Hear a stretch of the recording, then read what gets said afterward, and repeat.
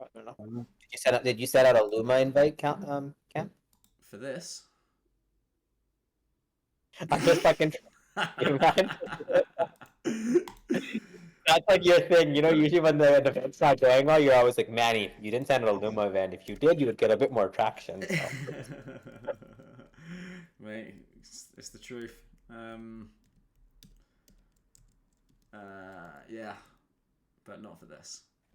Cool. I thought we'd keep it. There's only a few of us here today, so I thought we'd keep it a little bit more cash, get quick updates, and then there's a sort of question on the top of those updates, which is, what do we want to do with these meetings? They kind of, I don't know who it was that made a comment last week. I think it might have been you, Pablo, about they're kind of a bit formal and maybe could be have another twist to them, which might be beneficial, but we get to that in a little bit.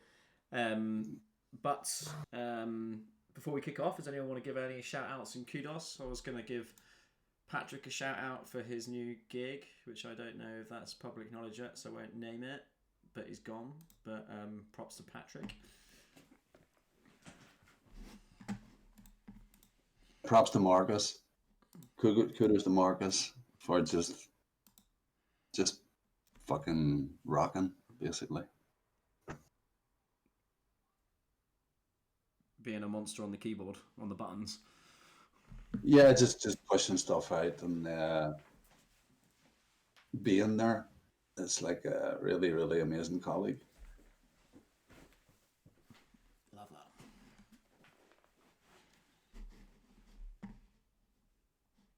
And of course to Mr. Wolfham here as well. I appreciate it very much.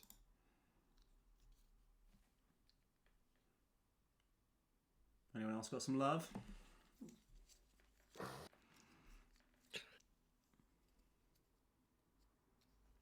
Going once.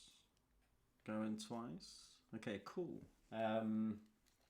Labs folks, you want to give a quick update? yeah.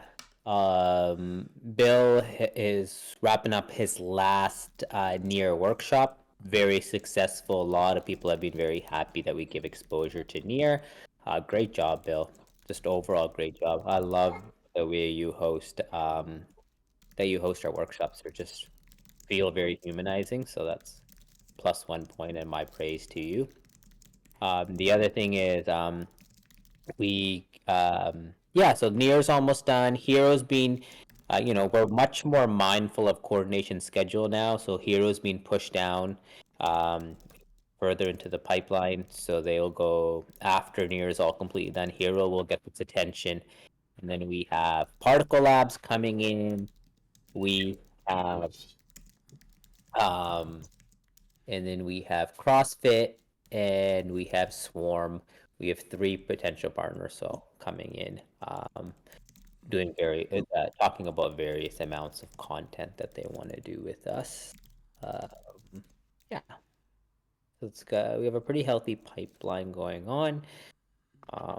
Just the labs team just needs to coordinate what month they want to do, and that will just be between got to talk to Bill and voting on schedules, his personal schedule, his work schedule, and how we want to kind of get everyone going. Narb is fully wrapped up in the packages too, and he's also gonna Devintel also working on giving a piece of a commercializing a Devintel, so that's wrapped into the packages too. So Near was the first one I think he's gonna do. That's a paid one. Workshop, the newsletter team, always wrapped in the packages, but we're seeing if we can get other outside promotions going to the newsletter team to provide a little bit more there. And then that's kind of what's going on in the labs pipeline. There's also Scroll's company. Yeah, I'm the lone soldier holding that one down pretty much. They start they start the 29th, or we should start campaigning like 24th. I got to coordinate with I guess coding on that to get a Twitter thing going on, and then it's going to be a writer's workshop all the way through the 29th, and then submissions are due the 8th, 2 workshops, the 30th and the 1st. I'm pretty much coordinating all that. I'm making all that happen, doing the deform, doing all the stuff. We just have that left over from last year that didn't keep going. So I'm just manning it until we just got to do some marketing stuff, which I'll You hit. can Bill, just message me on about how we can compensate you and even that out, since coding is not really picking that up and it's from last year. So there's Yeah. money that we can reallocate to you to Yeah. equal out the workload. Yeah, we'll figure it out. It's just Yeah. they paid, we got to take care of them, and so we have that basically 2 weeks for them before we head Yeah. into Hero. Wanted so an FYI. I Yeah. appreciate the work you're doing, and we'll square you up for sure. Cool.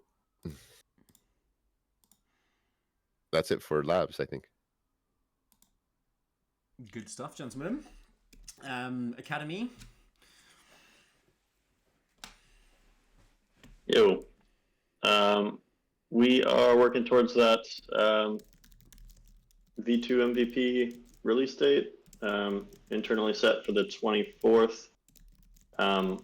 It's looking probable that'll get moved back by a few days, like up to a week kind of thing. Our dev steward got an opportunity to see his parents for the first time in a few years, so we encouraged him to go do that and enjoy himself. But we're still on track for wrapping things up for at least an initial launch by the end of the month. Still, other than that, I think it's the same update as last time, working towards that goal and getting the scope nailed down for partner content that we're going to include in this launch. So we've chatted with those folks, Billy and Raza, and we, in some of the cases, the specifics aren't probably important here, but we'll have, for example, 3 out of a 5 lesson track launched, and we'll get some additional lessons out after an initial launch date. But yep, chugging along. I don't know what else is relevant to mention here. That's good stuff. Have you thought about what a launch might look like? Still on my to-do list is to reach out to coding with Manny to strategize there, and then we've got more conversations to have, nudges to make, kind of thing, if we want to get some additional broadcasting done from those partner companies and any other partners we want to feature there.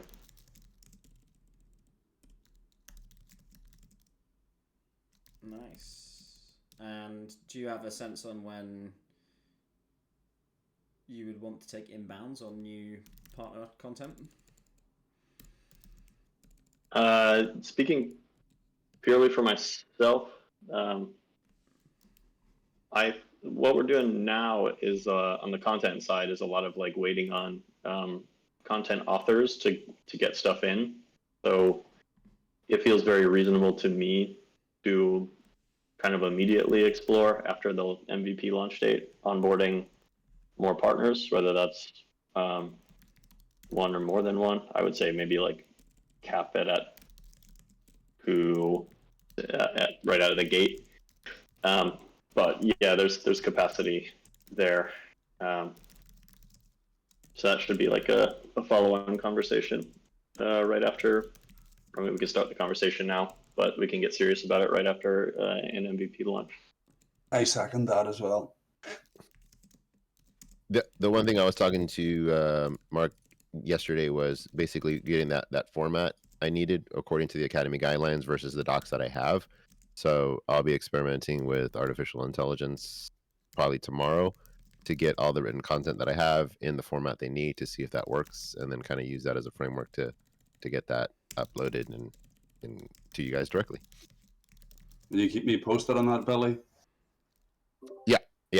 I just don't have to give me a long report. Just check in and just let me know. Got it. 1 sentence is good enough, mate. Cool. Thanks. Is Manny still here? Yes. That definitely wasn't Manny. Yeah, I'm here. What date are we on now? We're on. I can't see. 18th. 18th. Sorry. Thursday. I don't want to say its name, but the AI on my computer keeps popping up when I use the S word.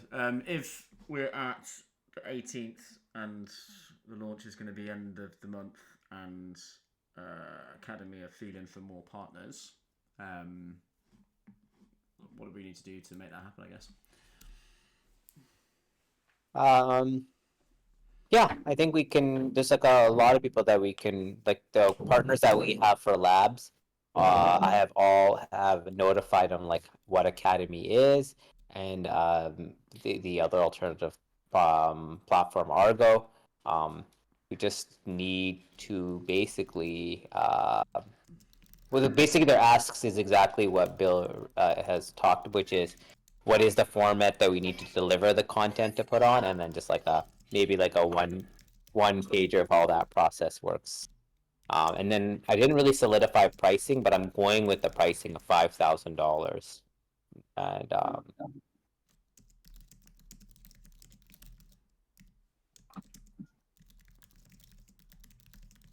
think we need there's probably a good conversation to be had, a follow-up conversation from here with us and you, Manny.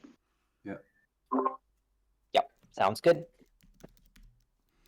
Just Okay. to help with forward plan, short term, mid-term money. That's all. Just some simple stuff. Yep. If you do that, we have a lot of open conversations. So there might be and almost like people that have like what I call the like just a $5,000 budget kind of people that can't maybe work with labs, but they do want a course and content, and they're like to me a perfect fit for an academy right there, right? Like they're exactly at that price point. Cool. Cool. Let's dig into the specifics outside of this. Shall we just like put a little DM group together with the three of us to get this conversation rolling? Yeah. Nice. All right. Cheers.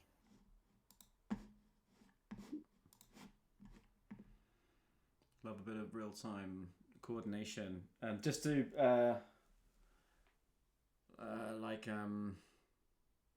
put a marker on it, on the idea of like funding courses via grant funding as well.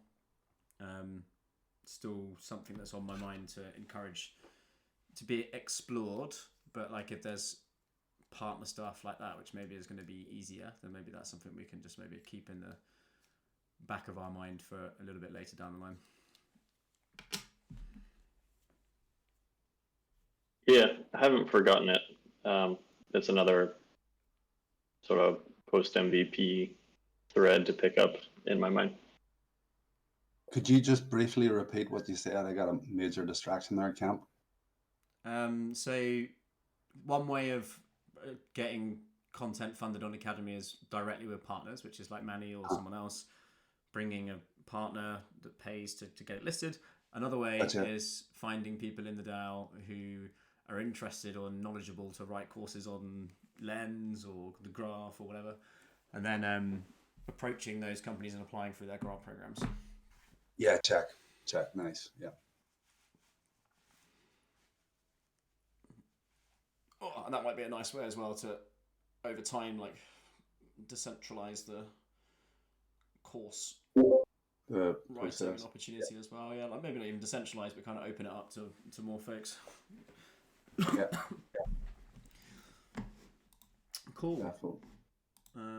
Sweet. Yeah, that's one's just like logged in the back of my mind, so I'll try and remember to refresh and bring it up as we go. Doesn't look like Gordo's here. He's put a proposal on the forum for folks to see. I'm going to drop some thoughts back on that tonight. I don't know if anyone wants to make any comment to that right now, or if they're quite happy to just kind of share those thoughts on the forum. Yeah, only very tangentially related. I've appreciated Gordo trying to, or like continuing to stick around and make something happen there. We are at least in the short term, Academy will never be like their primary driver, but I've reached out to him to jump in with us now that we're doing the coordinate thing, and encouraging some feedback on our designs and helping us kind of pivot through some possible next iterations. So maybe there's I don't actually know what the next iteration of goals are for Academy, or I guess that's the purpose of the new conversation thread. But I'm hoping that Academy can pull from the highly qualified builders over on the agency side as needed. So maybe that can be one area that funnels some of that talent into productive places. Cool. I think my TLDR on feedback for Gordo is going to be like, if this thing doesn't have a real plan, like, does it need to exist as a thing? And can we not just like bring those builders into other things versus like having this other separate world? Having sat in that server, there's nothing really that happens. So it's like, is this one of those situations where good idea or cool idea didn't work out, like it's okay to say goodbye to it, versus like sort of leaving it existing without much drive? Be interesting to see what he thinks about that, because it does look like there are some good builders who were engaged there and if given an avenue and some money then could do something, but agency didn't seem to be hasn't worked out as the way to do that, at least.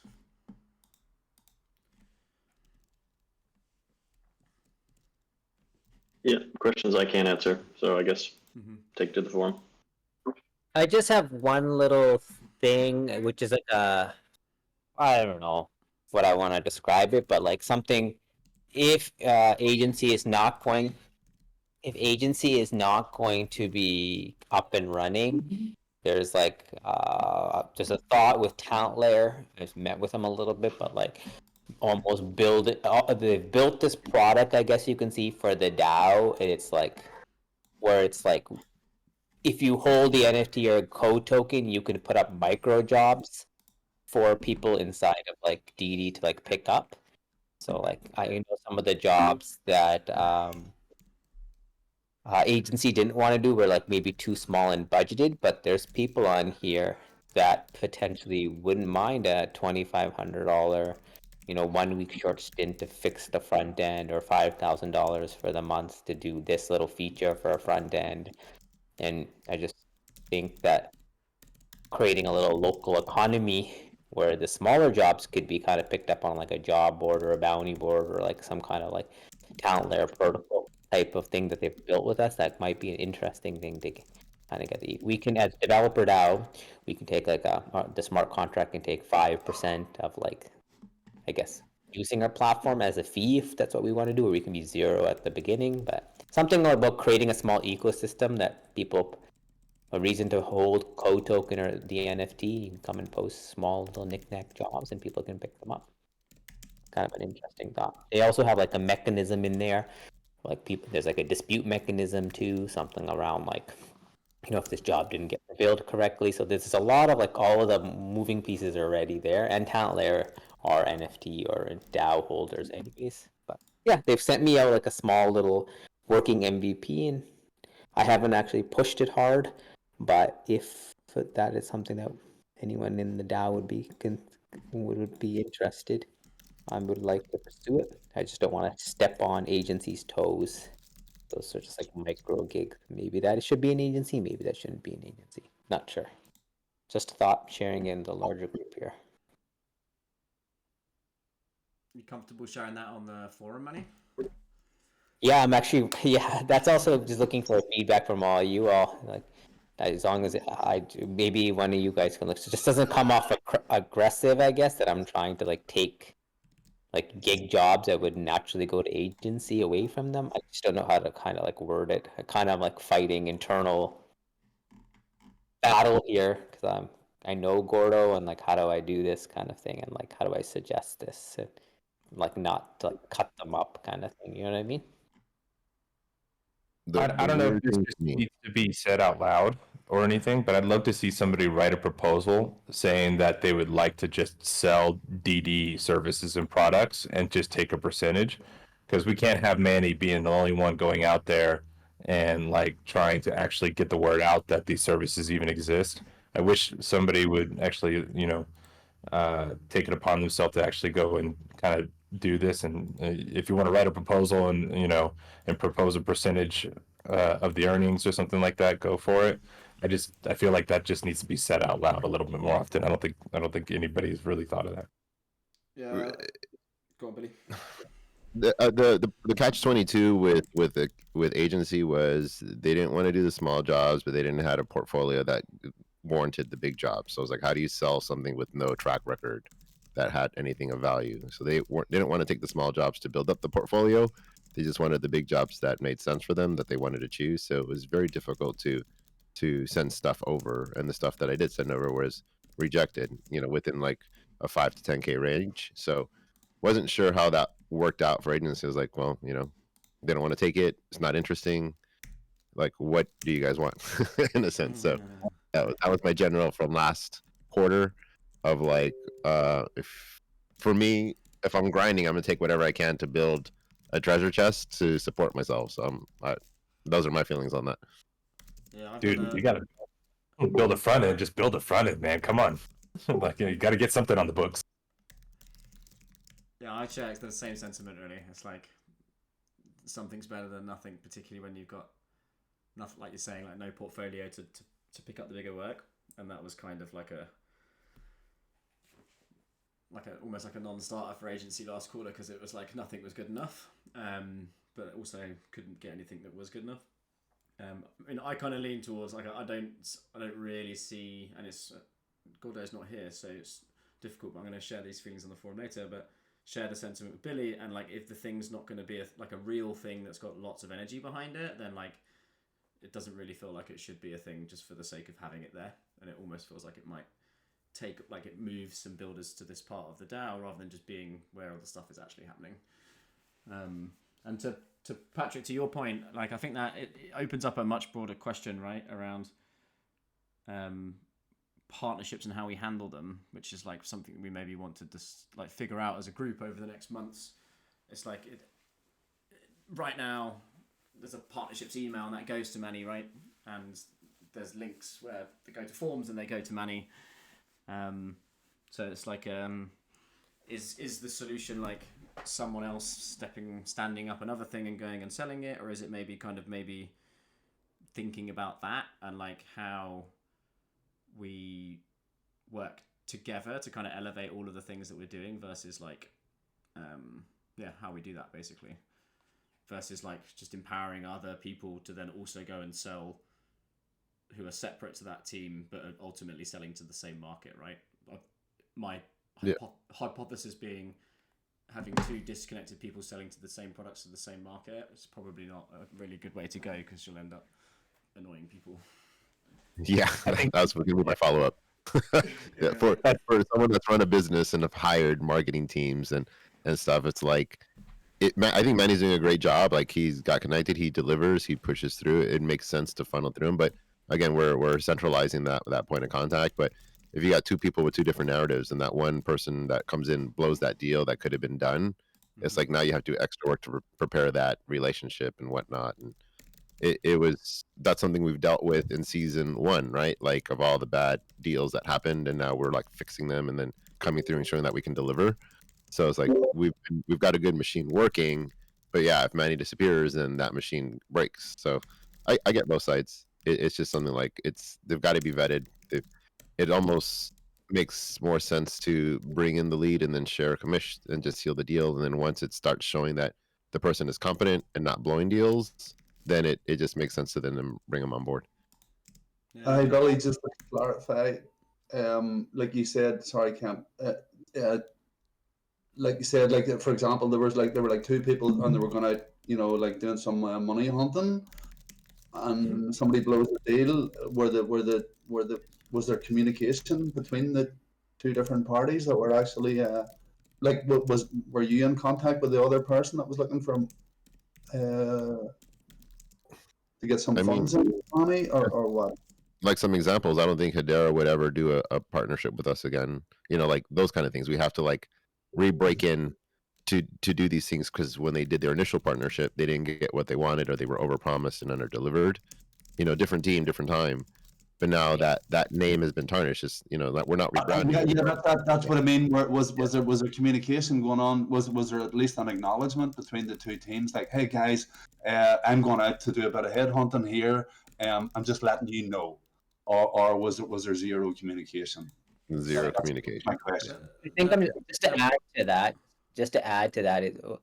I think opening up the partnerships to work for more business is like okay, great, fabulous idea. I don't want to be the centralized choke point. The only reason that I've been more a centralized point is that I am, for better or worse, more of an aggressive personality, and it's like if we take the partnership, I kind of put it up. I kind of make sure that we deliver it into the quality that I expect the partner is happy with, so we get a reoccurring funnel. Like Fala just hit me up yesterday, and I'm rebooking up and doing another partnership with Fala. There's like and then there's a handful of other people that Bill and the DD Labs team have done such a fabulous kick-ass job that they're gonna re-up again sometime this year. So it's that's the only thing is like whoever does partnership, they kind of have to like make sure that it's not like if it's just a lead, then yeah, we should give lead rewards. But if it's a partnership, then you own that account. It's like you got to run this like actually as a business development company, and you own that account, and you got to see that whatever you promise that client, you deliver. You don't just take your couple $1,000s and you bugger off. Say, hey, I brought the client to you. Now there's no communication, all that. That's kind of that's where literally what it is. We just want to make sure that if you own that account, then right, that's what's been the really difficult part about this whole thing. Yeah, but like were you like like aware, like up to speed with the fact that somebody else was going out?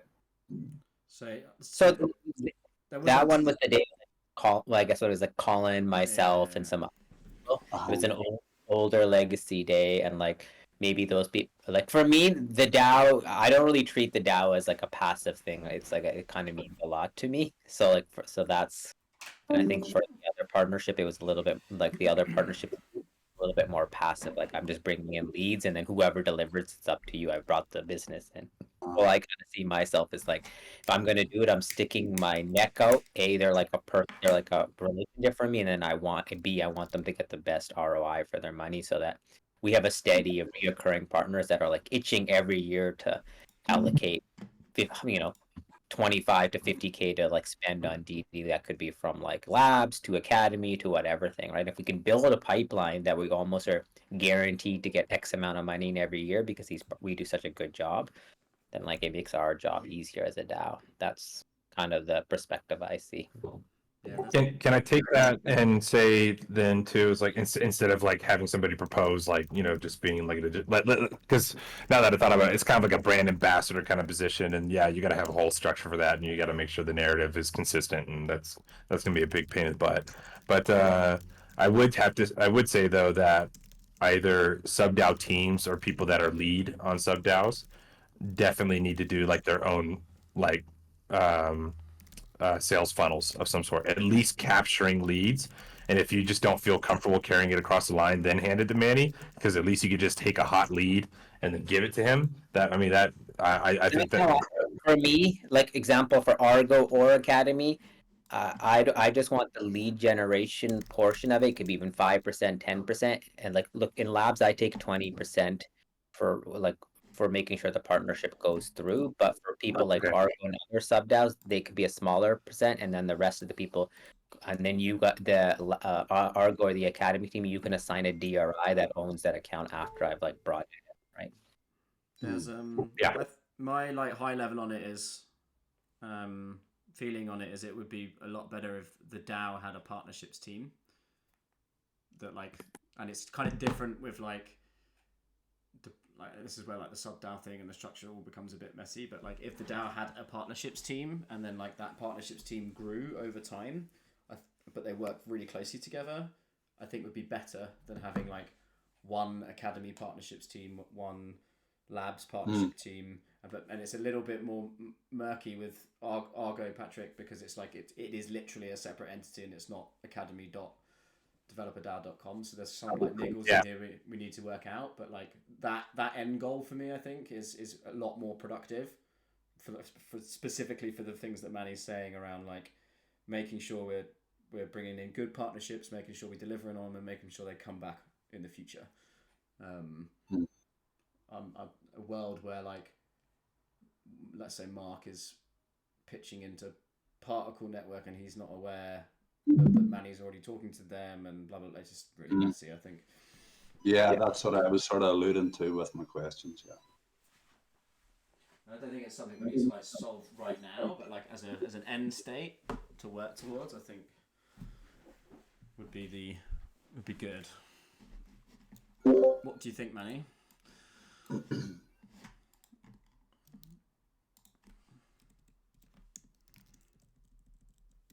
While he's finding the unmute button, I was just going to add that today, for any like academy inbound interest, we have them linked to the general partnership Airtable. Yeah, exactly. So it's literally funneled through Manny already, and I think that is a much better way of doing it, right? We just need to get the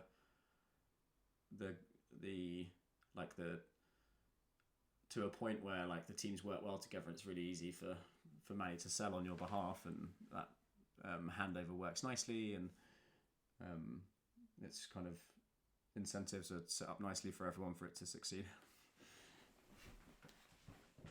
And this kind of also plays into like we've got the RPC project that's starting to pick up some momentum. There's some like serious business development that can be done on that for like providing RPCs to protocols. So like maybe some of the business model ideas that are being sort of brainstormed at the moment. I've been speaking to Dermot at Pocket Network and some others, is like funding via grants through like Arbitrum and so on. And again, it kind of overlaps with Manny's stuff. But also like speaking to protocols and chains about becoming their public RPC provider. Like these are quite potentially lucrative, I think very cool and sort of serious BD conversations to be having, and that happening as part of like an overall partnerships team. I think partnerships like effort, I think, makes sense. Like even in like Particle Network or whoever's network, right? It's like maybe part of that conversation is, hey, we also have an RPC, like our performance is equal and our rates are better. Like, can we talk to you about maybe providing your RPC as well? And then if we can get that all working together nicely, then I think it completely changes the game in terms of like the sustainability of the DAO.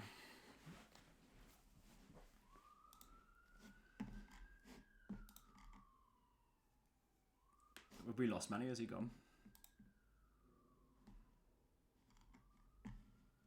Yep, he's gone. Okay. I'm going to put does anyone else have any thoughts to share? Otherwise, I was going to put a pin in it and move on because we're running out of time.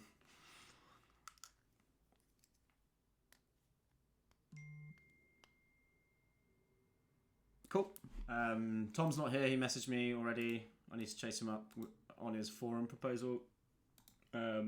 Patrick, do you want to give like a real quick update? Yeah. I actually started uploading some test videos into the platform, so things are working really, really smoothly. Still waiting on some feedback from the live peer grant I put together, but they seem pretty excited about it. Off topic, it does remind me, Billy, we have to talk to one of their ecosystem partners that uses live peer, and they're interested in talking to us and sponsoring us for doing a live stream on the fight. Just that context. And I know I mentioned it before. I gotta book that meeting for both of us. And then I actually signed a agreement or a deal with DevRel Uni. We're gonna launch a DevRel University on-chain certification with them, and we're gonna use some of their content that they've had in previous cohorts, like when Natter and a few other people, they just got to get some approvals and stuff first. And so just waiting on those approvals or whatever additional content we have to create. That course will be completed hopefully in the next 30 days ish, since most of the content is already done. Outside of that, I've been on the side creating a Web3 citizen course for non-developers, so that people can come in and get certified as Web3 citizens and start getting jobs that are non-technical in the Web3 ecosystem. That's all that I've got right now. Nice, man. Good momentum. Yeah, just powering through. Okay, cool. And then for me, I'm going to rattle through a load of quick updates here. So, been doing today. I was trying to agree the payment plan to clear the debt for the foundation with the legal team, but they didn't make the call, which is great. So that's been kicked back, but hopefully it should happen like tomorrow or early next week. I've been sort of pushing ahead with helping sort of flesh out the RPC idea. Speaking to Dermot at the Pocket Foundation, speaking to Mike at Grove about getting their names on a master grant application, which they're happy to do, and like the business model around that. And that's kind of taking shape. I won't go into it too much now, because I had a really long conversation with Dermot earlier and a load more ideas. So I'll update it and share it back in the channel for that, but it kind of rolls back into the conversation we were having before about like, to really make this successful is going to require a pretty decent partnerships effort. So something for us to think about. What else? Everything else I've been doing is around this call and stewards and governance, really. I didn't really think about the update before this, but that's pretty much it. The main thing for me is like getting that debt sorted so we know exactly where we're at, and trying to push a few more of these things. The other thing that I think is important is we've got a pretty clear picture of the finances now. Assuming we can agree the payment plan with the foundation, we'll know sort of exactly where we're at into the future. So, it's like what to do with that information. Do we want to sort of publish this onto the forum? And then secondly is like, in governance, this kind of defaults to the stewards, and there's a thing we're going to process. I'm planning to kick off tomorrow to re-elect the stewards, but there is some stuff around this finances that we really need to like look at and figure out what to do with. So for example, that would be like monthly expenses. All of these are on my credit card at the minute. Some of them are like only used by labs, some of them are not used by labs, some of them are used just by the DAO. So there's like, right now it's all kind of a bit all over the place, and we just need to have that conversation basically about like who's covering what and where and why, or how are we covering this, what and where and why. And that's either something that we can like book a call to take a look at, or give it to the stewards when they're re-elected. But I think we need to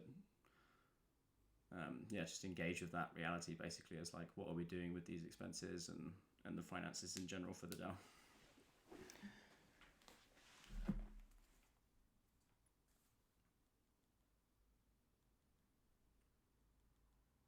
So I don't know if anyone has any, guess I'm asking really, like, has anyone got a view on that? Like, give it to the stewards and allow them to decide, like, organise a call for the main contributors dedicated to looking at this. Like, does anyone have any perspective? The default is the stewards, but they're not going to be elected for like another 2 weeks. So just asking really for everyone here who's working, like, what's their perspective on how we should approach these questions.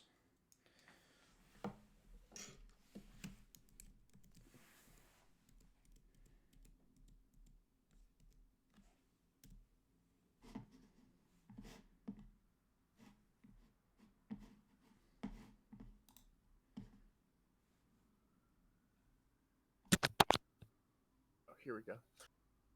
I think we should just put it in front of the contributors. If we have any stewards, good. But I think this is something that really needs to get sorted.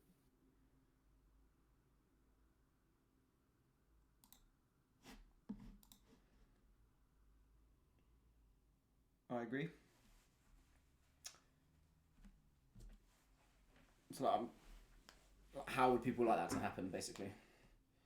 So, like, do they want me to organise a call where the different sub-DAO teams are looking at this stuff?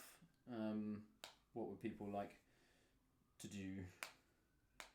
I'm quite happy to do that. Or yeah, but it kind of it needs like it kind of needs to be opt-in. Like people need to be up for it, but like it also needs to be done. So it's kind of like as a walking a bit of a tightrope on trying to make that happen without like just forcing people to do something that they don't want to do. Yeah, that's fair. I'd say break down the expense by team and go over the expenses with them, and then we'll figure by team how to do it. If it's generalized and for the entire DAO, then I think it's worthwhile to bring everyone in. Yeah, there's kind of a mixture of them, right? So like StreamYard is obviously just labs, but who pays for like the Twitter and so on and so forth, hosting and all that jazz.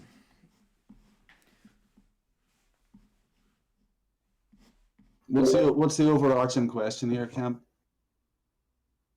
That's a good question. So like we have like disparate groups in the DAO at the moment, right? That have all got their own P&Ls, and then like but like those their own like finances, but they're not talking to each other in terms of like the overall organization's finances. So Gotcha. Some things within there, like the DAO's expenses, like it doesn't make sense one team planning in complete isolation over here and another team planning in complete isolation over here, when if what they plan, when it's faced with the reality of the DAO, like doesn't add up, right? So and by not add up, that might mean like they're not returning enough money for the DAO to pay for the operations that allow them to do what they need to do, right? That would be one outcome where it's like it's great, but like it doesn't work, right? So financially it doesn't work. Okay, gotcha. So how do we coordinate income and outgoings for the DAO, considering that we have like different sub entities? Yeah, and yeah, exactly. But they're not sub entities, right? They're all literally in the same legal entity. Yeah. Yeah. And I think this comes to like broader structural questions of like how we're like similar to the partnership questions above, right? It's like I think Labs should be applauded for what it's achieved over the last 6 months and keeping the DAO going and actually turning a profit last quarter and providing all that opportunity. It's great. It's done really, really well. But like as we start to think about like monetizing Academy, monetizing RPC, or any of these other ideas, it's like all of the value and all of the assets that have value and like the important funnels in the DAO all go through Labs, right? So like, does that make sense longer term? Does it make sense this quarter? Is it something we should sort of start talking about? Like, if we don't start talking as a group about these things, it's going to be difficult to like to work through them, I think. Then we'll have a citizens' assembly. We get all the people that are involved. Hang on, hear me out. We get, for example, all the members of the teams that have perspective as quote unquote experts, and then we ask maybe another like 10 people that are random people from the DAO to come in and give us their objective and unopinionated, unsubjective opinion about how things could move forward. So they give the experts some perspective to think outside of their own trying to protect their little entity, you know? Mm-hmm. Yeah, I do like that. For me, it's like I see the stewards as just a mini citizens assembly, right? So I think the perfect makeup of the stewards is like 1 or 2 people from each sub DAO, and then like some random people in the DAO that care about the DAO and want to see it succeed. And then like it doesn't even matter that they care. It's like that's actually sort of can be. I'm not saying that all of them shouldn't care, but I like the fact that some of them don't really care that much actually gives perspective. You know, it gives like objective perspective, and that's valuable.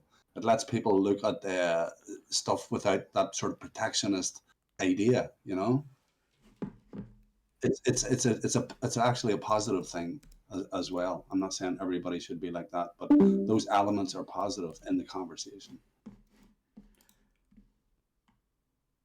Yeah, you know what I mean? Like, Yeah, I things agree. like But you worry too much. Let's try it. That those those sorts of ideas can be encompassed in somebody that doesn't really care that much. You know what I mean? And they're valuable. yeah, like It's for just me, it's all different. I'd rather not create like another structure if we can. I'd rather try and like get some good stewards and empower them than like have to like create a new structure each time. And but like the crux of like the value in what you're describing, I think comes from that structure anyway. I would like to see. I'd like to see more random people joining this call. I'd just like to see more sort of. I'd like to see members getting involved in the governance of the DAO and using the contributors, as we're calling them, to act as voice of experience and passion. You know, like if you get all the yaysayers and the naysayers, like that's not representing the whole community of the grey middle. The 80% or the 85% of the people that want the DAO to succeed, but they don't really take part or they don't really know how. This is like the whole idea of, like, for me, sorry for pushing this, but the whole idea of, like, hey, crypto, we can all vote on chain and we can all do our own governance, so yeah. I can't be bothered reading the proposals most of the time. For me, it's a drag, but that's me. I want the governance for the DAO to be healthy, and if we talk, have these aspirations of, like, decentralizing, where, yeah, are we doing that? Are we inhibiting that? Yeah, so these are the right questions, mate, that I think we need to work through. But like, my direction is not to create another thing yet, right? Like, I don't feel like that process, from my perspective at the minute, is going to be something that we can do well and effectively to solve the problems that we're faced with right now. Some of the Who challenges. dares wins? Yeah. I'll just leave it at that. Let's take a chance. You're always saying to me, take a chance and try something, Well, I mean, like, you can do that if you want. I don't know how to do it, right? So, like, I'm going to go down the route of the stewards, because I think that's and trying to bring the contributors in to solve some of these challenges, and hopefully folks that aren't contributors will want to participate that in well. And if they don't, then, like, I'm not going to make them. Yeah, fortunately, humans are humans, and power structures don't really work like that. Yeah, but that's my approach of it anyway. But like, these are things that we need to like start feeling comfortable speaking about, basically, and looking at. And so I'm going to start trying to drive some of those conversations. Okay, then like the question you were trying to answer, that overarching question, what on crypto was addressing the answer of it as well. Then, and you mentioned the word force people. I would go down that route then, Camp. I would just say, like, hey, I need you guys, like, you folks that that are assuming responsibility for these different sub entities, or the sub DAOs, or whatever different initiatives that are sort of expecting money. It's like, hey, we fucking need you to turn up to the table, right? So turn up. It's not, it's like, if you're expecting something at the other side, turn up for work. Simple as that. I don't think it should be something that we should worry about. Yeah, exactly. Yeah. Was someone going to say something then? Sorry. Don't be afraid of just, if you want to be the one to lead us, like, hey, I need you. That's it. And you can add my name to it if they're looking for a bossy fucker to take responsibility for the attitude. Yeah, this is my intention over the next week. Basically, is like these questions need to be like thought about and answered. So, I'm just going to push through with it, basically, because we don't have another option. They need to be done. Thank you for the vote of confidence.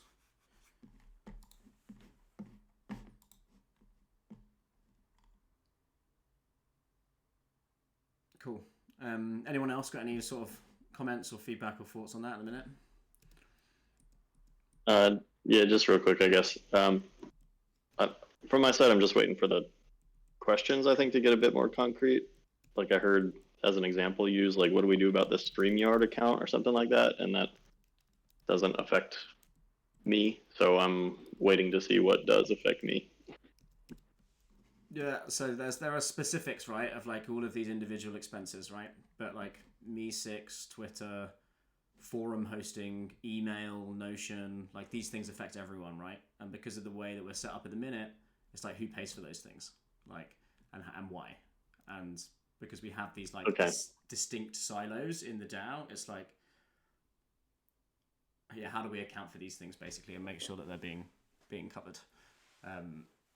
Okay, yeah, totally reasonable questions to ask. Maybe like as a facilitator, you draw out whatever the obvious options are, and then conversation forms around that to identify if there are any other options or strong feelings, etc., etc. It sounds like it doesn't happen on this call, though, like the actual facilitation of those. Unless it does, I don't know. No. It's like it's been like this for a year, so it doesn't need to happen on this call. It's more just like putting a stake in the ground that we need to start thinking about these things, and then I think it relates into like the other conversations about partnerships and so on, and maybe there's some retrospective that can be done on how we're handling some of this stuff. Okay, stake planted then. Thank you. Yeah, the next thing I had on the agenda is for this meeting, right? Like, again, I think it was Piablo that mentioned last week, and I was hoping to get to this a lot earlier, but we've done our classic thing. It's like what's people's feedback on this meeting in terms of its format, its value, how often we're doing it, like what it should be used for. Because it's like a chance when we bring people together, but I don't know how valuable people see it is or what. So kind of opening the floor, opening the question. Like feedback on this call and what do we think it should be used for?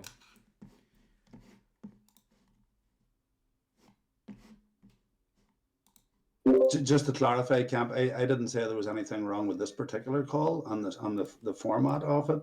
I was just suggesting that another type of gathering where it is less formal, where it is explicitly informal, would be beneficial. That's what I was saying. I think this call's pretty good and always well facilitated. So that like, is there anything that you do think could be improved about this call? Because like, if I'm honest, for me, it often feels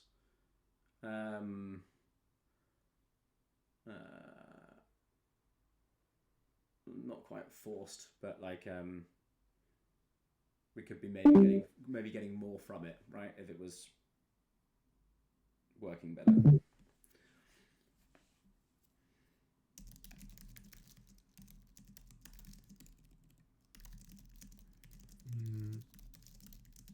Hi there. I came pretty late, but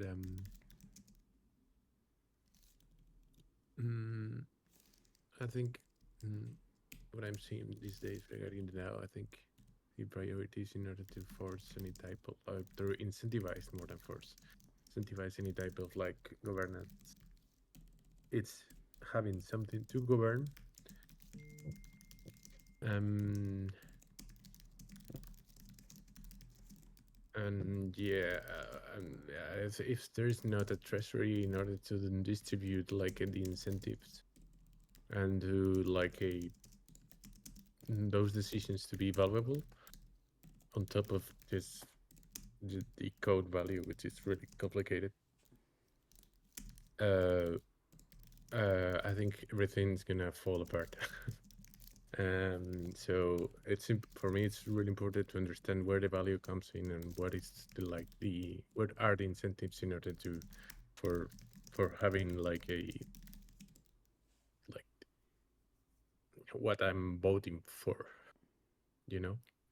So for me, like it's a little bit specific, but everything comes to the funding part and to find a way in which like the collective of people it's funded, and then do something with that money. If that doesn't exist, I do not see a healthy situation in which the value of code goes. It's enough in order to maintain the overall structure. Yeah. Yeah, just to put it out there, the main selling point of the DAO right now is that we have a massive brand, and you guys know this, and we sell partnerships based off of our brands, our exposure to developers, etc., etc. So it's up to projects on their own right to be able to create something that is sellable, whether it is a good or a service, right? And that's at the end of the day how value is going to be trickling back to the DAO. But the DAO, as primarily a marketing force, cannot say do things for the sub DAOs, build out the products, like do all the services, etc., for them, right?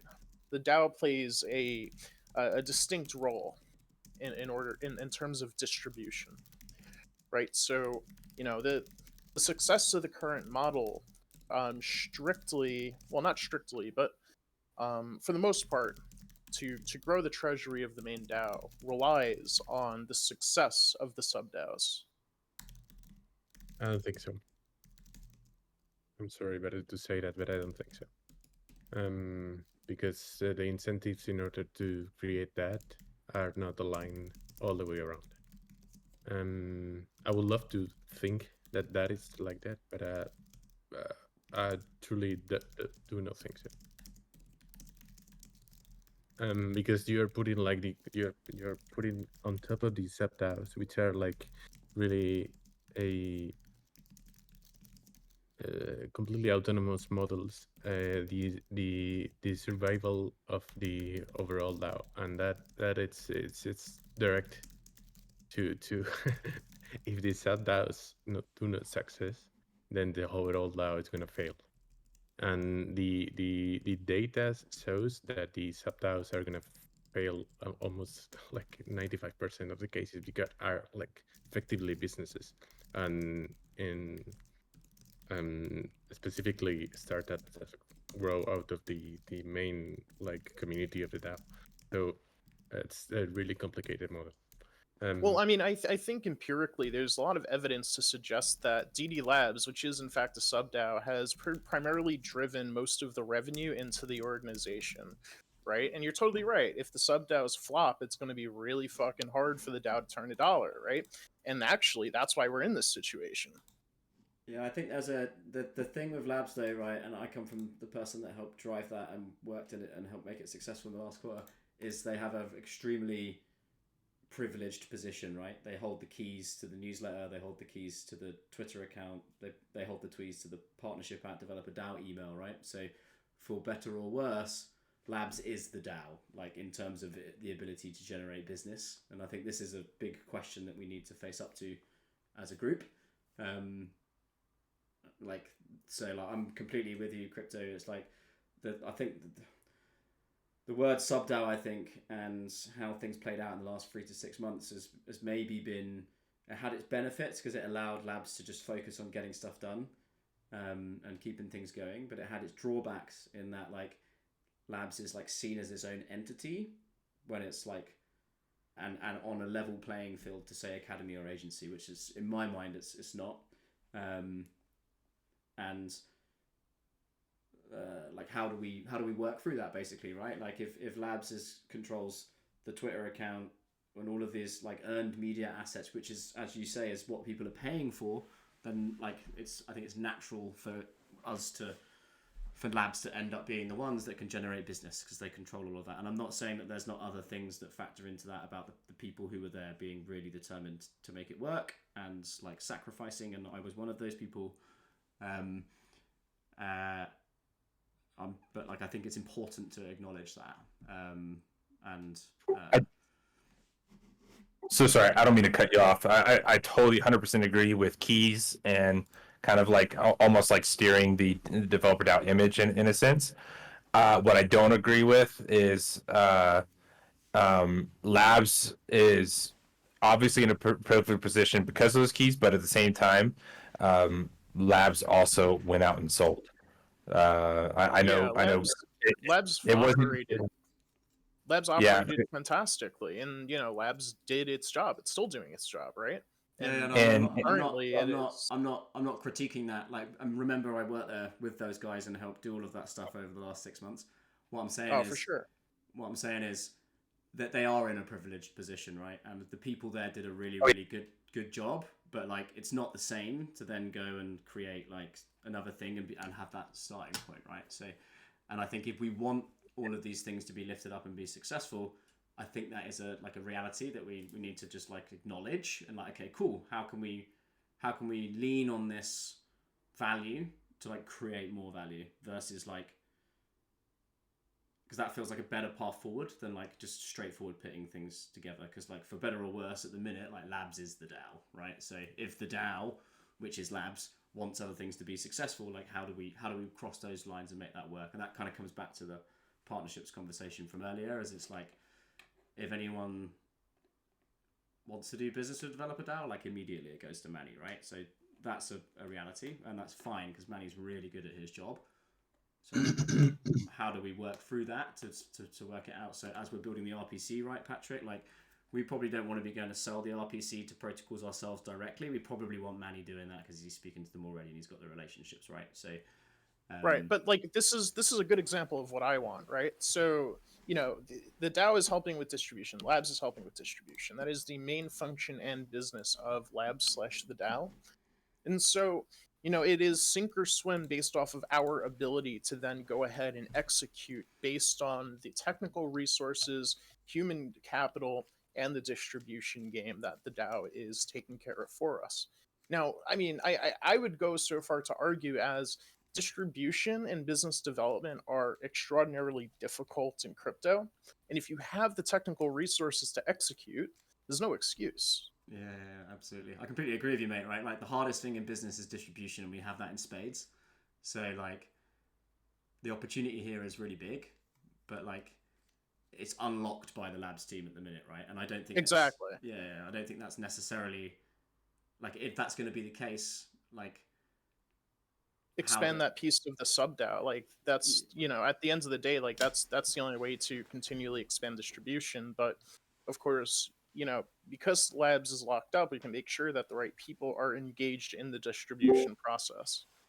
Yeah, exactly. Like, for me, it's like sub DAO, I think, is a really bad term, right? Because it makes people psychologically think that it's a separate organization when it's not really. It's just a team within the DAO. It's the same legal entity, it's using the same distribution channels, right?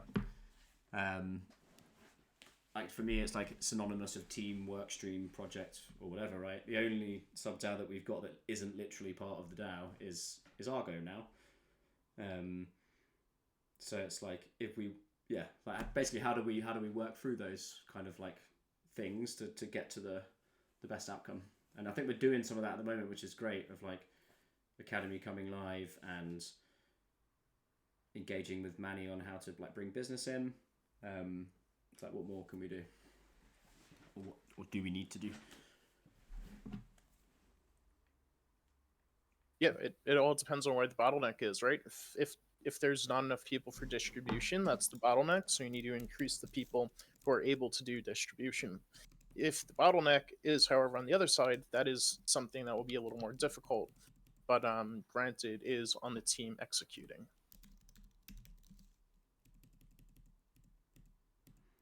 Indeed. Yeah, because I've started to like trying to drive some of these conversations around getting grant funding in for the RPC, but like, and that looks like it's a really clear path. But in order for the RPC to be successful, the RPC is either going to need to like take social media time away from Labs, right?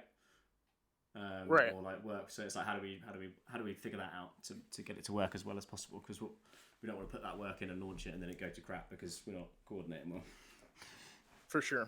Yeah, get another person on the partnerships team. I mean, if that's the bottleneck, right? That's the way to solve it. Yeah, And like, It's just figuring out the incentives to do so, right? Mm-hmm. I gotta jump. I'll talk to you guys soon. Yo, have a great one, Pat. Peace out, dude. For me, I'm worried. Look, if everything is like hold on top of the partnerships, if the partnerships are like coming to the DAO because of the brand and the what happens behind the curtains inside the DAO. What happens behind the curtains slowly fades out and disappears. That's my main problem. Like that's what I think it's a really stone in the way in which like we won't be able to solve it like in certain unless the DAO change the whole direction, because of course it's all on top of like a labs selling what the DAO could be. But yeah, that's like purely selling. So I don't know. I cannot see the future, and I really like the idea of like the subscription model of the NFT that was like discussed on the forum, because suddenly it will filter out all the people that it's not incentivized in order for this like community or group to exist somehow and to participate in the governance aspect, because there you're paying for it. So yeah, I think it's like an interesting cleansing mechanism, and at the same way like an interesting incentivizing mechanism and funding mechanism for the whole structure. So I don't know. This is such another rabbit hole, but a quick thought on it. I hated the idea at first, and I'm coming around to it a little bit with a major caveat. So I think it could be awesome to have an annual subscription token for the DAO, if and only if you could also earn it extremely easily. So like by making one, by having like one pull request merged into any developer DAO library, or like attending a certain number of things, like basically just having activity in the DAO, like intrinsically valuable activity in the DAO, even by just showing up and being active or answering questions in the Solidity channel or doing like literally anything that makes the DAO more valuable. So you either get people that are willing to participate in the DAO and make it intrinsically more valuable, or if somebody just wants to lurk, then they can buy a hopefully relatively cheap annual membership NFT. The end. There is like a sorry, Pavle, interestingly talking to Dermot at the Pocket Network earlier. It's like membership. If membership just means Discord access, then but like if membership means like an RPC or like private content or like actual like discounts on shit, right? Then like maybe it's easier for people to make that decision, and then like some different ways that we could look at that, right? As it's like I buy this NFT and it gives me an RPC, discounts a load of products, access to something that's gated. Is like maybe another way to think about it versus just access to Discord at the minute, or like no. I think like it creates a really interesting incentives, even with that specific segmentation, when like you have this create a PR in order to be participated. That type of people, it's the right type of people that need to be inside of that. So I don't know. It's yeah. I don't see anything that it's not healthy out of that like a model.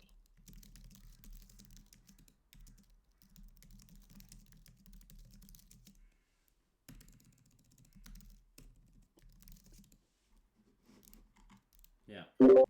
Yeah, I totally agree with these above points. Yeah, and that's like, yeah, like I've got a lot of experience in the DAO, like of like chasing people and chasing people and chasing people, like like in a mentorship program, and what you said earlier about the Discord, it's like a dark hole. But like, and that's another reason why, like, the idea of the subscription, like at the beginning, I thought like, oh fuck, I have to pay our way into the DAO, but I would like to see people that are actually engaged. Lurkers are fine. It'd be like, okay, like you said, like sell a lurkers NFT. But that was another reason why, like, I'm really sort of pushing this idea of the governance model, that these people, for example, new people that come in can actually bring fresh ideas and add that to the experience that we already have. Like, so it's like, it's all about incentivizing, like, hey, and the most important thing for me is, it's like, this is an opt-in community. You volunteer to join this community, and if there is money floating around and you have a chance to earn it, or if there are code tokens floating around, you have a chance to earn those, then that's great. Like, but you volunteer to come in here, and if you volunteer to do something, yeah, that's your choice, So Yeah, I think the challenge with the volunteer bit is, like, if you do start paying people, they're no longer volunteering, right? They're paying to come to do something. So it's like, what's the value we add on the back end? So, like, I think there's some one sec, Crypto. I think there's some other interesting things that we can start to think about. For, like, to Gordo's perspective, something he said before was, like, what is there to govern, right? So yeah, if we have an on-chain membership NFT, right, like, then the code is distributed to people as they contribute. Once they've bought that NFT, then, like, that code can then be used to, like, set the price of the membership, right? And then maybe if we launch the RPC and that RPC has on-chain payments, governance can be used to set the price of the RPC, right? So, like, governance then has like explicit things that it controls on chain, and I think that starts to then introduce potentially these, like, interesting dynamics where, like, people will want to govern it because that it's governing meaningful things, right? Rather than everyone just, like, voting yes on for or against proposals that are submitted by, like, I think there's been like 10 proposals in the history of the DAO. Just kind of want to put it out there that I think the subscription idea is cool, but I don't think it is a good motivation to try and make all of the lurkers in the DAO try and buy NFTs, because they're just going to piece the fuck out. They don't give a shit. If I was in that camp, I would do the same exact thing, because that's how the incentives are working. The other thing is, this doesn't solve the execution problem. I just want to put it out there. We have our buddy Haas here in chat, and he has practically put every fucking sub DAO here to shame, because he has executed upteenth times. No funding. Dude's just a fucking savage. He's a great developer. Straight up. He's executing, and these sub DAOs are not. What's up with this? What is the reason? It's important to understand the reason and the incentives for him. It's not about, right, like, but is building your own business not incentive enough? Like, you're getting 80-90% of whatever the revenue is that, like, not enough for you? But you are putting a relationship between what this person is doing regarding, like, the impact of the DAO of this person, and if it's nonsense, it doesn't have to be aligned. It's just that's the main problem. Yes, I agree with you. I agree with both of you, right? Like, why aren't we able to unlock the value that we have in the membership more in terms of empowering them to do great stuff, and that builds the value of the DAO. But I also, to Gordo's point, like, alignment is the challenge when doing that, right? Because there's only so many things that the group can do, like the DAO can do. Like, if we had 500 businesses running in the DAO, like, the DAO can't promote 500 businesses, right? It's not going to work. So it's like, how do we align? How do we completely agree with both of you. It's like, how do we empower those people and align them around things that we want to do? Right, and so there needs to be a curation process, right? So when there is something of limited scarcity, it's not like first come, first serve, right? There is requirements, curation, and there are requirements to stay in that spot, or at least there should be.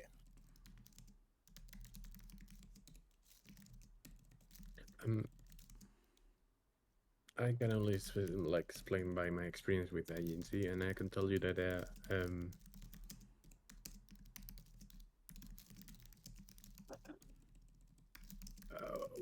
it's really complicated to comprehend the incentives of each one, and if there's nothing to be participate of, and everything falls apart. And so I always try to have like this position of just pushing the wheel and do the minimal in order to just find the spot in which the wheel continues moving ahead, like independently regarding agency. And it's been like 2 years, and there was a moment, but I stopped, and because individually I don't have the incentives enough in order to push that model ahead, and I was expecting to reach some level of a collective momentum in which like the business that it should be like agency could be run like by the whole group of people that was created, but that didn't happen. So I keep my head like thinking about how to build that initial layer of incentives in order for something like that to continue collectively. I mean, the incentives should be simple, right? You know, you bring in N dollars of revenue, the N dollars of revenue gets split, percentage goes back to the DAO, operational expenses are covered, and the margins, whatever left over for profit, right? I encourage. I just kind of want to know like where the snatch is here. Well, I think it's a pretty simple way of approaching, and the way in which those how do you start moving the wheel? It's a problem, and how do you expect people to do something that you expect that people are gonna do? It's and the other problem. So yeah, because yeah.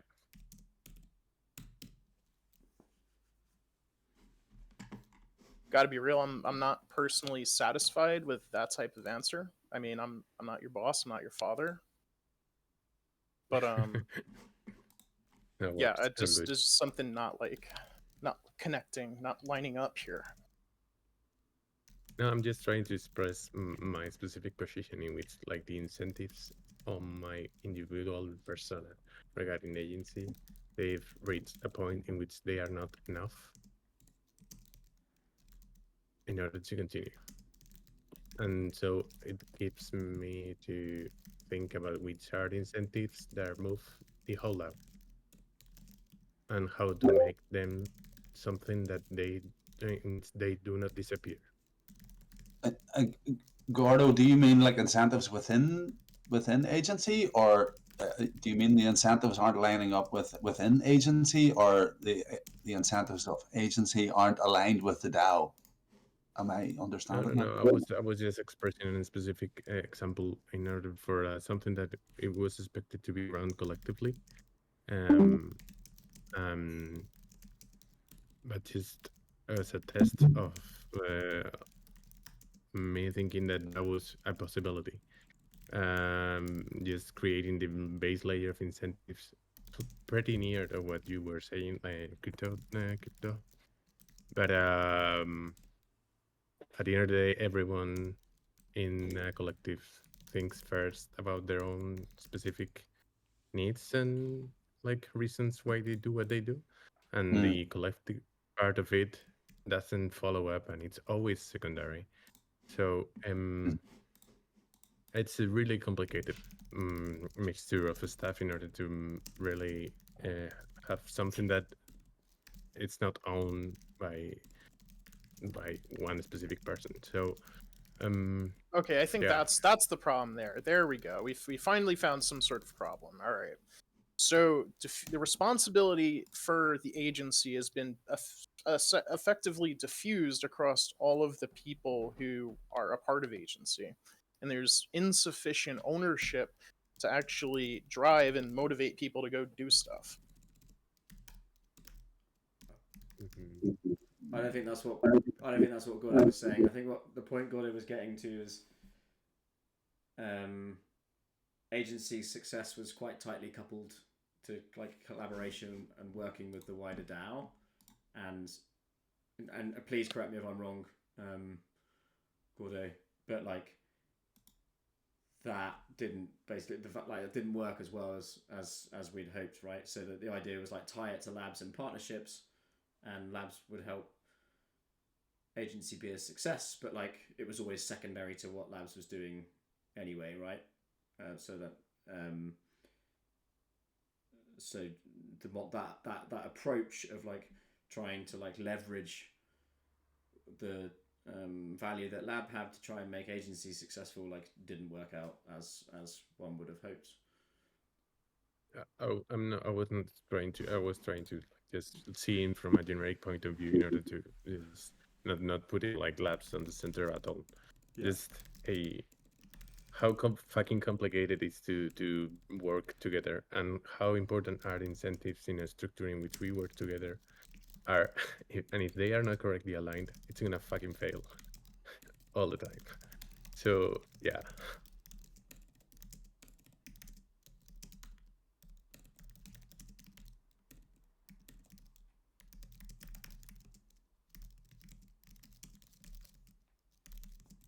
How many clients had actually like come to agency? Like what were their offers like? What were they like?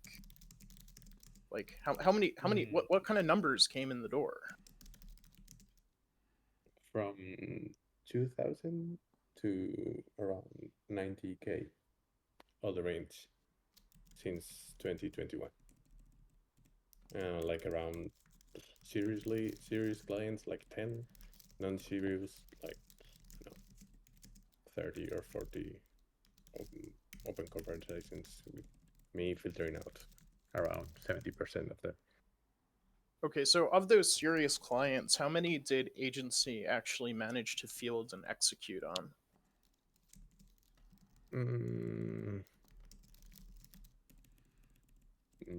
Two.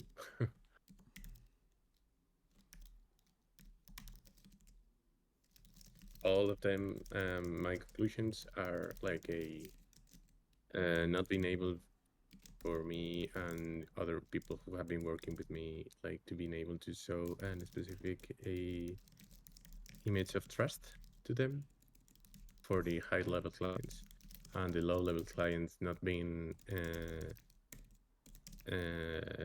incentive enough for the people who are in the group in order to follow up with them. Yeah.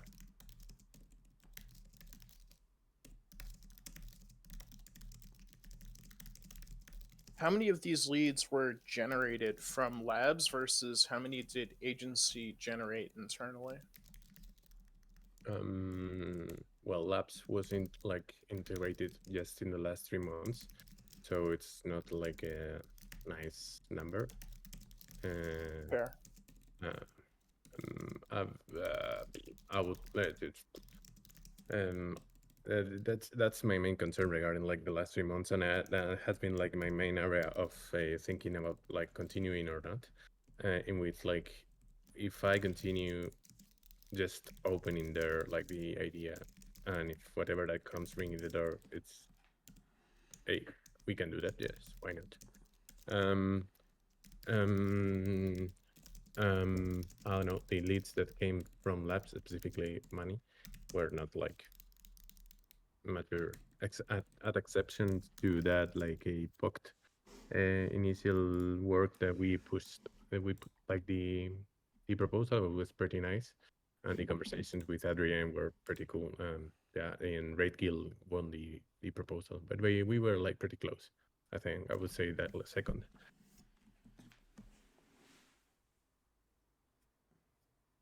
Yeah. So yeah, the leads that we brought through for labs were like for very small projects, but I think my perspective is, although they're like crappy small projects, like if we're trying to build something like maybe they're worth, like if we're serious about trying to get the agency going and we know that we don't have the trust for the big projects, like is there a world where we just like take what we can get with the little projects to like get that flywheel going, right? To the point earlier about I can't remember what you said, but like I've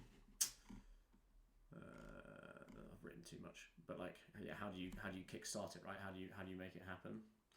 And if like if we know we can't get the big projects, then like do we take the small projects to like start that flywheel off, bring some money in, get some people paid, and then like get bigger and bigger projects? Or and I think that's certainly my feeling, and I don't want to speak to anyone else, but I think others would have hoped for us to maybe be a bit more open to that as well.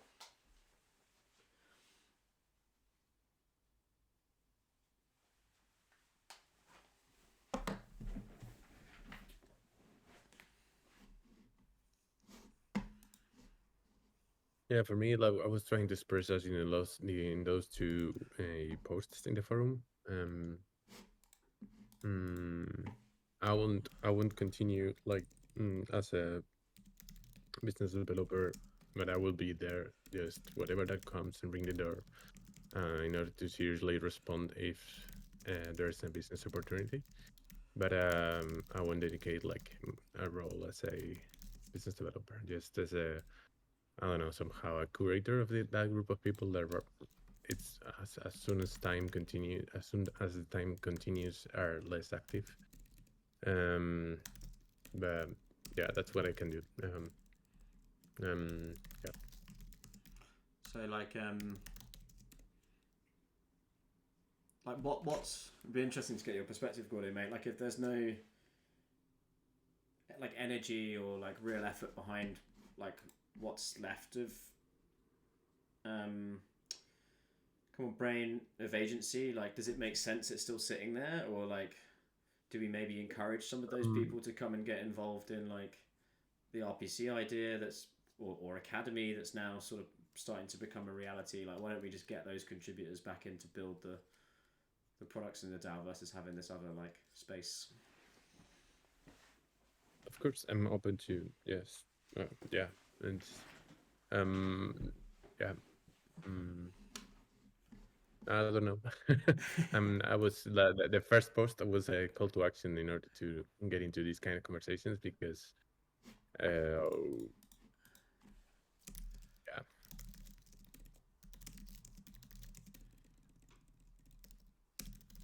The RPC conversation. I don't know what is the status and how can these people be involved in that. But why not? Yeah.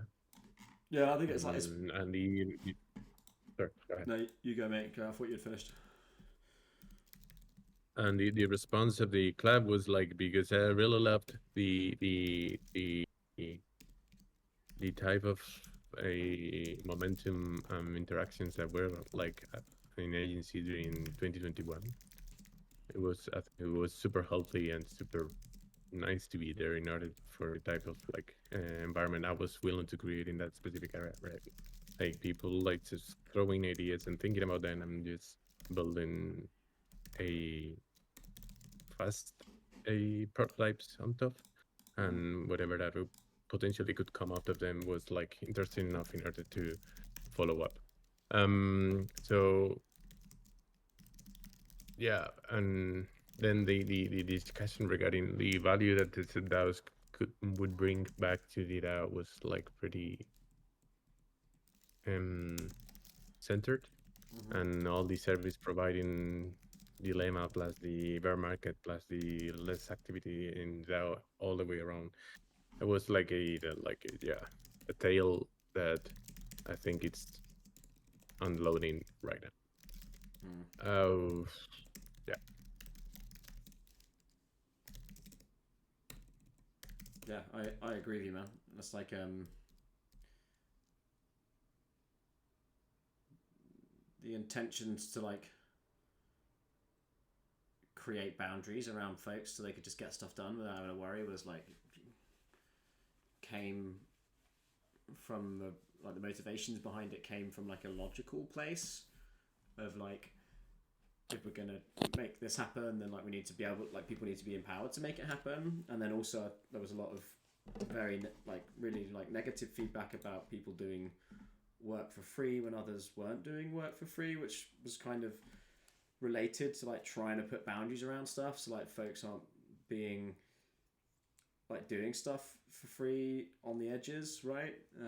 But like it feels to me like looking at how this is all unraveled is ultimately that's had like a net negative effect on the whole DAO versus like the bit that we managed to make successful in that structure in terms of like creating those really tight boundaries and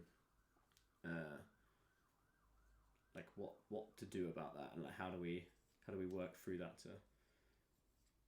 to get like to like come back the other way a little bit more and find like a better balance, particularly if we're doing like these like membership NFT, and if we were to do that, for example, or RPC, or like any of these like products that the DAO is going to create, it's like who's doing that?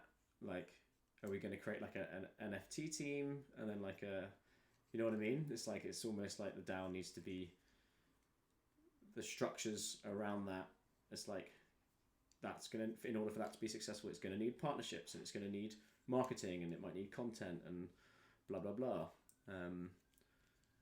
I mean, maybe the way to shift perspective here is to kind of think of the DAO as a big marketing department, right? If we need more marketers, you know, we adjust the incentives to bring more on, and to be able to accommodate the proportion of execution coming from sub DAOs.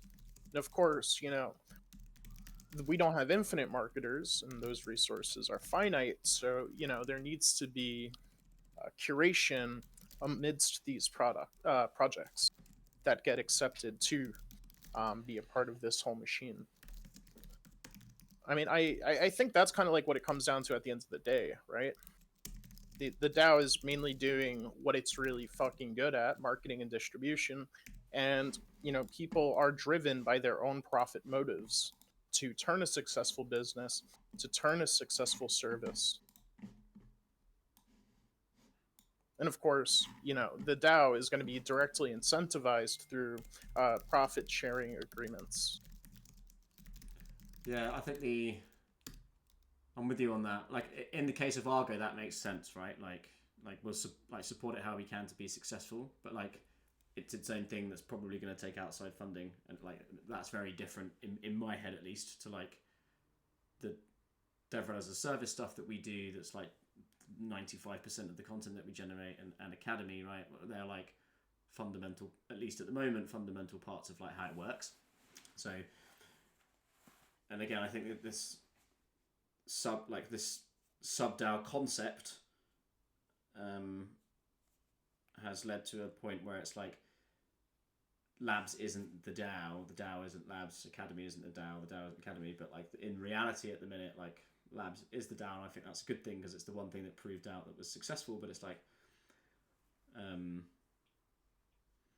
think we'll end up like it feels like we're ending up in a place where we've got like the DAO's core things that it builds, and there should be like maybe a much higher threshold for like that in terms of like one of those things being created, and then a lower threshold for like people that want to create something with the like support of the DAO. So like Argo, like we'll celebrate Argo's success and like maybe try and support them in a marketing perspective, but like it's not going to live on like argo.developerdao.com, right? Like Patrick actively wants to go and build that as his own business, which is really cool, and we should support him in the same way that we did with Eden, for example.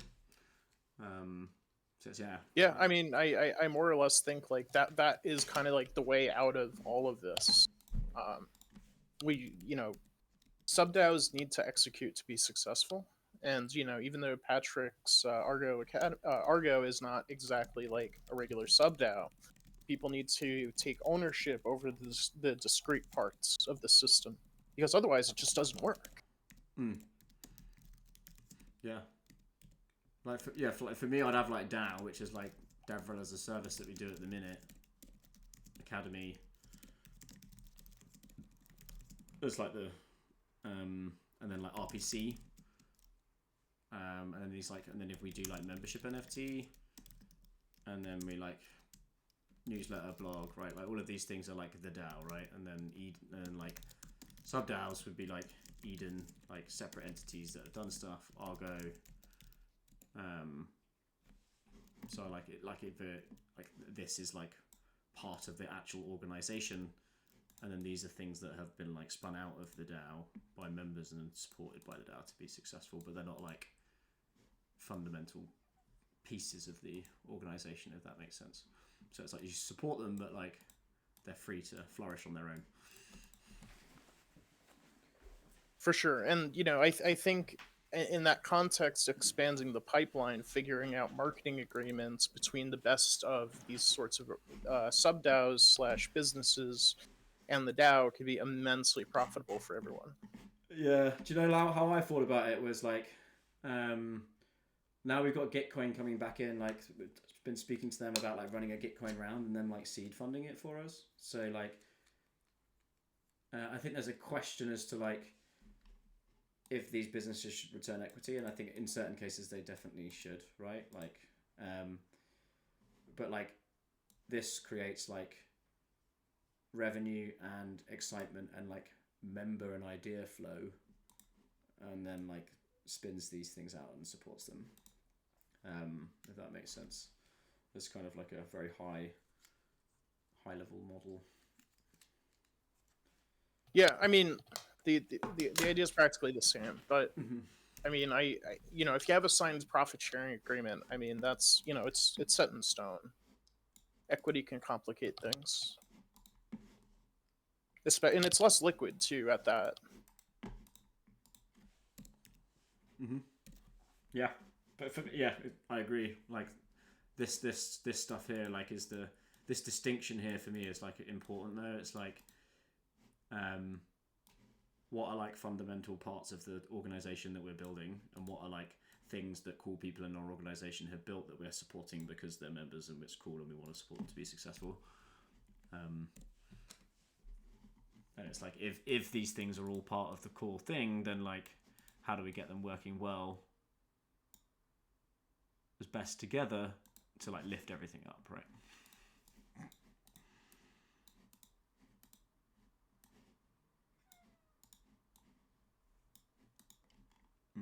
And on that note, I got a dash. But on the RPC, boys, I had a really good chat with Dermot at Pocket earlier, who's one of the founders and the director of Pocket. So like, he's really happy to put his name behind it. He's happy to like help us along the way, open doors for us if we need to. We were chatting a lot about like funding pathways and business models. So I'm gonna jot a load of stuff down on that doc and then ping it back in the chat. And I will, once I've had a chance to kind of write that stuff down. Are you? Is Patrick still here, or has he gone? He went a while ago, right? Yeah, I think you ran. Okay. So like, in order, in my head, to like be able to move that side of it forward, we need like a really high level roadmap of like what we want to do. So on there at the moment is, where are we? What are we talking about? I mean, like, you don't have to like overly complicate it. I mean, it's just a wrapper and of a JSON RPC. We're testing product market fit, and our goal is to build a gateway, like in the longer run, right? I absolutely don't want to overcomplicate it. So if you're happy with me just like populating this and rolling forward with that, then like I will populate that and roll forward with that. What I don't want to do is populate it, start talking to people, and then like realize that like I was completely unaligned with what people wanted to build. Yeah, that's completely fair. I think the main thing is us testing that product market fit, making sure people like actually want this type of thing, and once our little wrappers validated, then we're kind of in the clear to begin work on the actual gateway. Mm-hmm. And how do we feel about like on-chain payments kind of direction, right? And versus like Stripe, for example. And I mean, we should be able to do both, realistically. Yeah, the problem with Stripe is the foundation's a Cayman entity, right? So there's basically no payment rails options really at the moment for credit card payments. All right, so we'll just take payment on chain then. Yeah. Yeah, cool. And then like in terms of like taking it to like this may be some stuff that we can talk about later, but like in terms of taking it to market is like there might be a world, particularly within on-chain payments, where like having it somewhat permissioned as we first release it. So like we try and look for like B2B customers for it initially to try and stand it up. So maybe we talk to the foundations and the protocols about like running a public RPC for them, or we like talk to Gitcoin because they're a partner about being their RPC provider. It's like, is it like a requirement for us that we want to go public and allow like members and the public to sign up straight away, or like are we kind of open to that depending on what makes most sense as we build it out? I'd beta it at first. I'd make sure we have all the pieces in place, and then once we have a good idea of how the revenue is going to flow, what our projections are, then we can start thinking about incentives and more public access to these goods. Nice, cool. So you'd be content with it being a little bit permissioned to begin with, whilst we test it and figure out if it's going to work. Yeah. In the very beginning, that's not going to be like a really long phase or anything, but we just got to make sure our systems are good. Yeah, because like one of the things that's on my mind if we do on-chain payments, right, is like if we make it public and like loads of individual people sign up, right, like a few thousand like normal like non-business customers, and then like none of them pay their on-chain bills, and we can't just like charge their wallet, right, because it's not possible.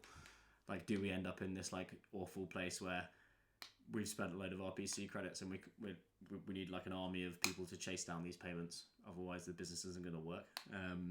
So it's particularly if we try and do the on-chain way. So there are some of the things that I'm just thinking about at the minute, and I think if we do that, like you say, like beta permissioned start to begin with, after we figure some of those stuffs out, then like we'll find a happy path, I'm sure. Yeah.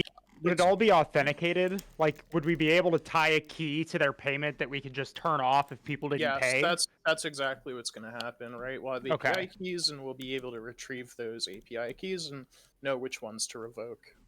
That'll be tied to their wallet, and so it's all kind of associated in one relational table. Nice. So basically just disallow access, right, if they're not paying. Yeah, exactly.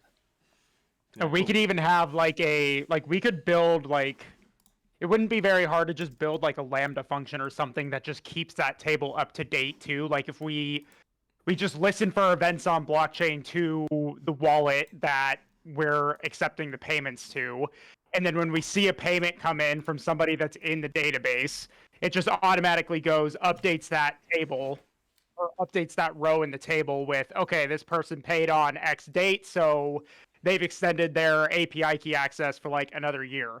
And then another job could just go through the database and be like, okay, people's access dates or like their end access date is this, today's date is the day after that.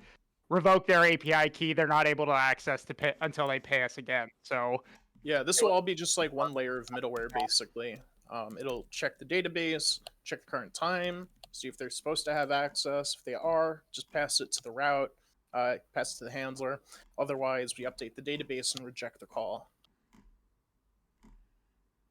Cool. And like to your point, Fresh, about like in this on-chain payments world, you said like pay for a year. Like maybe that's a sensible thing for us to think about, as like if we're doing on-chain payments, maybe it doesn't make sense to try and be doing these payments every month, because like people are just going to get, A, it's a bad experience for the user, right? And B, it's like a nightmare for the business trying to like have to chase down an on-chain payment every month. Like maybe it makes sense, particularly early on, if that's what we're doing, to like only do like 6 month or a year long packages, right? So it's like buy access for the next year or whatever.